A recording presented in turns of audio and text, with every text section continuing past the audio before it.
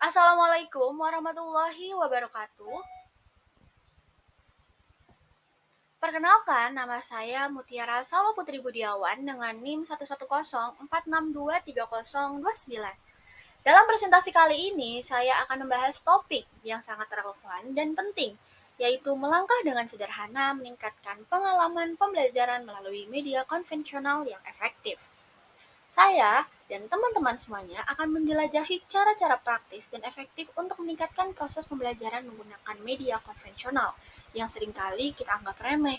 Meskipun teknologi terus berkembang, pendekatan sederhana ini masih memiliki dampak yang signifikan dalam merangsang pemikiran kritis, kolaborasi, dan pemahaman yang lebih mendalam.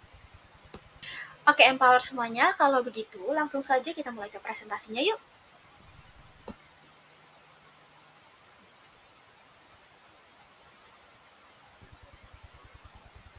Yang pertama, apa itu media pembelajaran konvensional sederhana?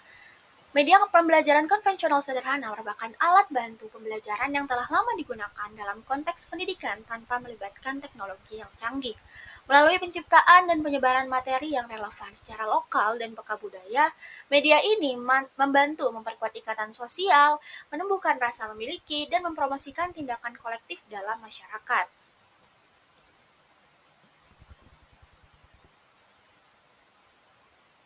Selanjutnya, karakteristik kunci dari media pembelajaran konvensional. Yang pertama, ada aksesibilitas.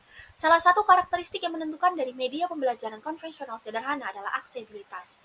Bahan-bahan ini sering tersedia dan mudah diakses oleh anggota masyarakat terlepas dari literasi teknologi mereka atau akses ke sumber daya digital. Misalnya, materi cetak seperti pamflet dan juga poster. Yang kedua ada tangibilitas. Tidak seperti media digital yang ada di ruang virtual, media pembelajaran konvensional sederhana bersifat nyata dan juga fisik. Peserta didik dapat berinteraksi dengan materi ini secara langsung, memegang, membaca, dan merujuknya secara keseluruhan. Yang ketiga, ada kesederhanaan. Media pembelajaran konvensional sederhana dicirikan oleh kesederhanaan dan keterus-terangannya. Mereka biasanya menyampaikan informasi dengan cara yang jelas dan juga ringkas, menggunakan bahasa sederhana dan gangguan visual yang minimal. Yang keempat, ada fleksibilitas. Media pembelajaran konvensional sederhana serbaguna dalam format dan aplikasinya, memungkinkan berbagai penggunaan dan adaptasi dalam pengetahuan pendidikan masyarakat. Yang terakhir, ada efektivitas biaya. Karakteristik lain dari media pembelajaran konvensional adalah efektivitas biayanya. Dibandingkan dengan media pembelajaran yang lainnya, media konvensional ini cenderung tidak memerlukan teknologi atau perangkat lunak yang mahal.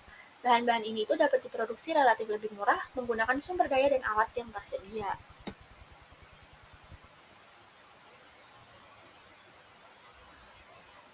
Selanjutnya adalah tantangan pembelajaran konvensional sederhana.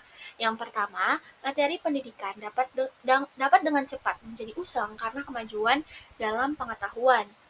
Perkembangan baru dalam teknologi itu seringkali memungkinkan pendekatan pembelajaran yang lebih interaktif berbasis data atau adaptif. Yang kedua, perubahan standar kurikulum. Standar kurikulum itu perlu untuk diperbaharui agar tetap relevan dengan kebutuhan dan perkembangan zaman. Yang ketiga, pergeseran kebutuhan dan prioritas masyarakat. Ketika masyarakat mengalami perubahan sosial dan ekonomi seperti urbanisasi, globalisasi, atau perubahan dalam struktur pekerjaan, kebutuhan akan keterampilan dan pengetahuan yang relevan juga berubah. Yang keempat, relevansi bahasa dan budaya. Bahasa adalah alat utama untuk berkomunikasi dan pemahaman bahasa yang baik untuk memungkinkan siswa memperoleh, memproses, dan menyampaikan informasi dengan jelas. Yang kelima, akses ke fasilitas percetakan. Akses ke fasilitas percetakan ini merupakan hal yang penting untuk guru. Kenapa sih? Karena dalam persiapan dan penyediaan materi pembelajaran ini itu kita kan memerlukan lembar kerja, bahan presentasi atau bahan bacaan yang harus dicetak gitu. Hal ini juga membantu dalam proses pengajaran dan pembelajaran di kelas.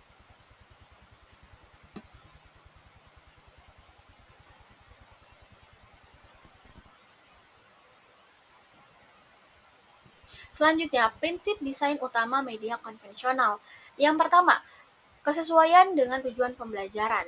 Jadi, setiap media itu harus dirancang dengan tujuan tertentu dalam pikiran. Misalnya, apakah media tersebut bertujuan untuk memberikan informasi, atau menghibur, atau mempengaruhi perilaku dari si pembaca. Yang kedua, kemudahan membaca. Desain itu kita harus pastikan bahwa pesan yang disampaikan itu mudah dipahami oleh audiens atau target kita. Hal ini itu termasuk penggunaan huruf yang jelas dan juga ukuran teks yang sesuai. Yang ketiga, keteraturan dan keselarasan. Dua hal ini itu merupakan hal penting untuk menciptakan pengalaman pengguna yang baik dan memastikan bahwa pesan yang disampaikan melalui media konvensional mudah dipahami dan juga efektif. Dengan menjaga dua hal tersebut, yaitu keteraturan dan juga keselarasan, media konvensional dapat menjadi lebih menarik, lebih mudah dicerna, dan lebih berhasil dalam mencapai tujuannya. Yang terakhir, ada tata letak. Tata letak yang efektif itu membantu audiens untuk menavigasi dan menyerap informasi dengan mudah. Hal ini itu melibatkan elemen visual seperti judul, subjudul, dan gambar, serta pengaturan mereka dalam hubungan spesial yang lebih logis.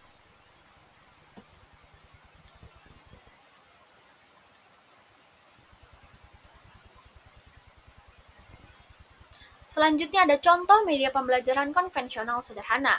Yang pertama ada poster. Poster biasanya dirancang untuk menyampaikan informasi atau konsep tertentu dengan jelas. Yang kedua ada brosur. Brosur ini merupakan media konvensional yang sangat umum digunakan dalam berbagai konteks seperti produk, promosi produk, layanan acara, atau informasi penting lainnya. Yang ketiga ada peta. Peta adalah media pembelajaran yang berguna untuk mengajarkan tentang geografi, penempatan geografis, dan fenomena geospasial lainnya. Yang keempat, ada buku teks. Buku teks adalah sumber informasi utama dalam pembelajaran konvensional. Biasanya, materi pembelajaran ini sudah disusun secara sistematis untuk memfasilitasi pemahaman dan juga pembelajaran. Buku teks itu dapat kita gunakan dalam kelas ataupun sebagai bahan bacaan mandiri. Yang selanjutnya ada papan tulis. Nah, untuk papan tulis biasanya kan digunakan oleh guru untuk menjelaskan mengenai suatu materi atau memudahkan siswa untuk lebih memahami secara dalam bentuk tulisan. Yang terakhir ada pamflet. Dengan menggunakan pamflet, pengiklanan atau penyelenggaraan acara itu dapat dengan mudah menyampaikan informasi kepada masyarakat dengan cara yang mudah diakses dan juga lebih terjangkau.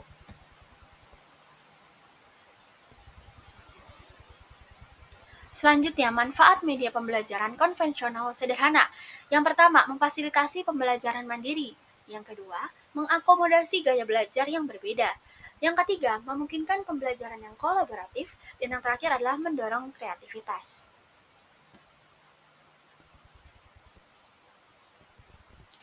Selanjutnya, saya akan menyajikan pengimplementasian media pembelajaran konvensional sederhana dalam pendidikan masyarakat. Saya memberikan 3 contoh. Yang pertama ada poster, yang kedua adalah pembelajaran keaksaraan, dan yang ketiga adalah pamflet. Jadi teman-teman semuanya, dalam poster tersebut itu dijelaskan mengenai cara memakai masker yang baik dan benar.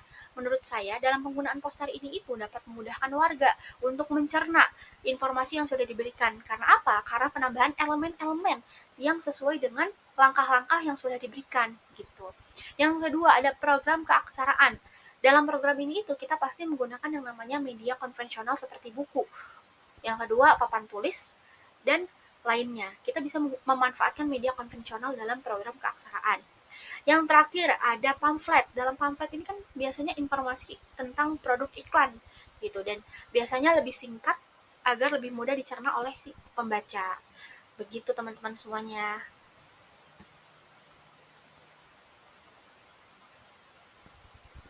Baik, empower semuanya. Demikianlah presentasi yang sudah saya paparkan dalam kesempatan kali ini mengenai media konvensional sederhana. Semoga dapat menambah informasi teman-teman semuanya dan bisa memperoleh ilmu baru dari presentasi saya.